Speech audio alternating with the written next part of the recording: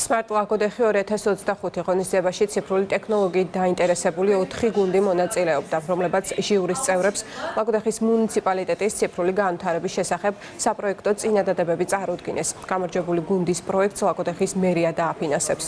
ღონისძიება ლაგოდეხის მუნიციპალიტეტის მერიისა და Skillwheel საქართველოს პარტნიორობის ფარგლებში გაიმართა.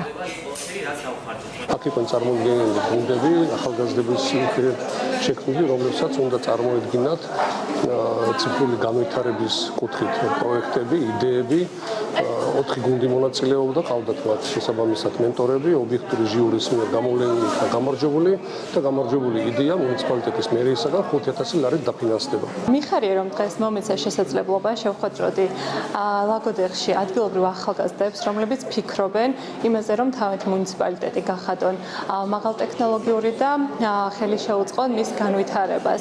განსაკუთრებული მადლობა მინდა უთხრა ლაგოდეხის მუნიციპალიტეტის მერიას, რომელიც მხარს უჭერს ახალგაზრდების და რეგიონის ტექნოლოგიურ განვითარებას. პროექტი იყო საინტერესო და ნაყოფიერი და მისასალმებელია მსგავსი ღონისძიებების ჩატარება ლაგოდეხელი ახალგაზრდებისთვის.